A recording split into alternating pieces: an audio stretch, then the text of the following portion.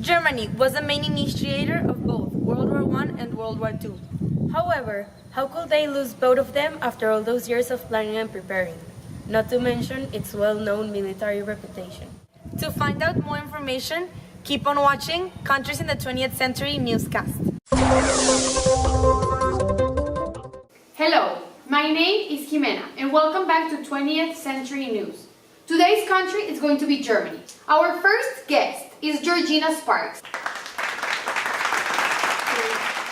It is crucial to know who were the alliances before and after the war. Can you talk to us a little bit about the alliances Germany had? It is important to know that Germany had very strong alliances with other nations. It had a very strong army and military that gave knife to the nations. Germany had an alliance with Austria-Hungary where it gave them money and resources, and with Italy it gave them army and military. Before the war, Austria-Hungary and Germany had a very strong bond. Austria-Hungary wanted to expand its territory and invade the Balkans, so it annexed Bosnia. So, thank you for that information about the alliances. Can you tell us now a little bit about your invention? Yeah, sure. My invention is the first time machine ever created. So, now I'm sitting in the first ever time machine. Are you ready? You're gonna pull this over here. Ready? 1, 2, 3. The reasons for making an alliance were to protect the composing nations with military support, so if there were an attack from a strong nation, they would assist them. Countries in the Triple Alliance wanted to prove that they were strong.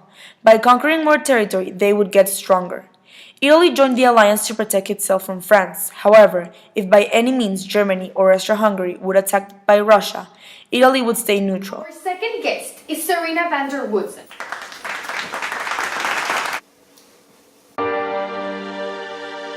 Before the war, women were absent from all rights. They were necessarily held by men. They weren't allowed to work except from some rare cases. They depended on men. They were rejected. During the war, the absence of men brought Germany into shortages.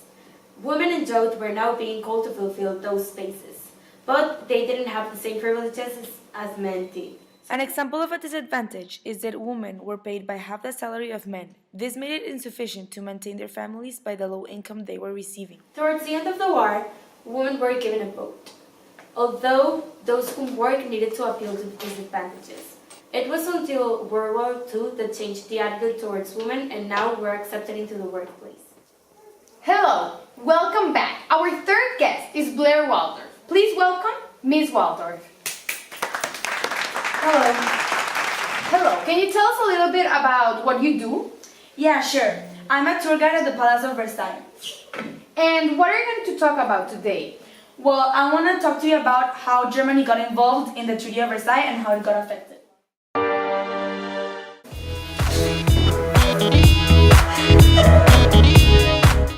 Germany was not a part of the Big Four who participated in the conference, and it was actually the most affected country by the Treaty of Versailles. The Treaty of Versailles harmed Germany as it declared the nation guilty for the war, and it had to pay reparations for it. Also, the League of Nations overtook Germany's overseas colonies. The Allies forbid Germany to unite with Austria in order to maintain financial balance. At the end, the Treaty of Versailles harmed Germany's economy, military, and overall national spirit.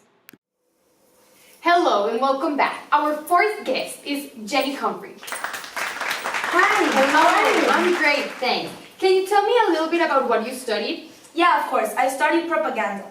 Okay, so I think that it is important to go back to when this happened. In Germany, propaganda was used to spread Adolf Hitler's ideology. Posters were placed all over the country in order to diminish the Jewish and show who the real enemy was.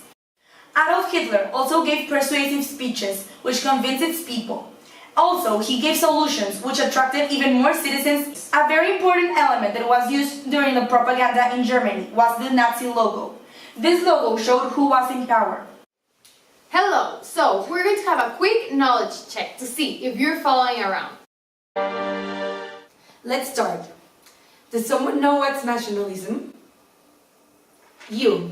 Okay, so I think that nationalism is the love for one's country. Awesome, you're correct. Next question. Do you know what secret police? Oh, me. You. Well, I think that the places like the ones who give you the tickets, right? Yeah, but no, that's not the answer we were looking for. Let's go with the next question. What's ruled by a single party? You. I know. An example of the rule by single party is when Hitler declared himself the leader of Germany. The application is when one person or a political party takes control of all government. Awesome! We're done with knowledge check. Let's go. Hello. Now, our next guest is Dorota Johnson. Her grandfather was in World War II. He kept a diary with everything that happened back then, and she found it. So please welcome Dorota Johnson. Hi, Yvonne. Hello. So I understand that you're going to read us a passage from your grandfather's book. Yes, it's actually on the day that the war started, so here it goes. Dear Diary, today, September 1st, 1939, the war has officially begun because of Germany. France and Great Britain has declared this war on Germany due to the invasion of Poland. I am very scared. What are we gonna do? What is gonna happen to the family business? This whole war started because of the resentment left towards Germany in the First World War. It was the Treaty of Versailles that left Germany drained without land, resources, nor economic stability. So I think we needed that fresh start. We needed a willed leader, and that leader is Adolf Hitler. I don't know if I want to trust his ideologies and his strong leadership. I'm very afraid. This is why the war started, to fight back the punishment of World War I, and because of the strength of Adolf Hitler. He is very determined to create an empire with the German pure race. Well, thank you so much for coming into the show. Have a Thank you. nice day. Here we are again. Our final guest is Miss Cece Rose. Please welcome Miss Cece Rose. Hello, how are you today? Hi, I'm fine. Okay, so can you tell us a little bit about why you decided to join the military just now? I decided to join the military because I saw the great tactics they use at war.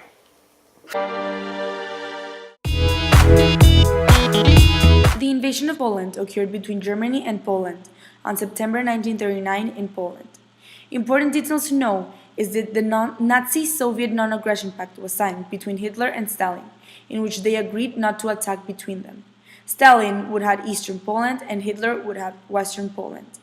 Also, Great Britain and France declared war to Germany, and Germany attacked with Blitzkrieg.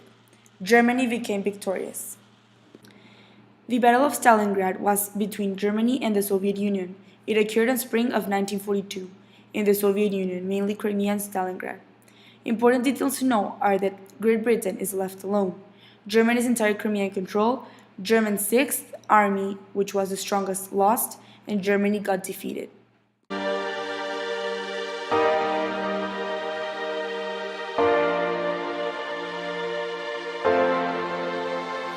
World War, Germany was one of the most complicated nations to deal with since it was divided in two parts, the Soviet Communist side and the Socialist American Great Britain and French side, called the Federal Republic of Germany.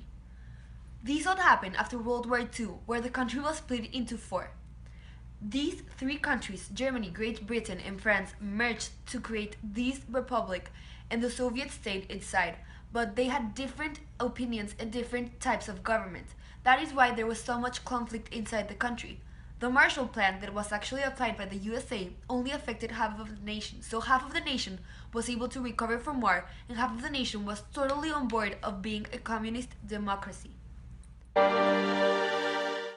Well, that's it for today's segment. But before I go, I would like to tell you what was the solution of all of these wars.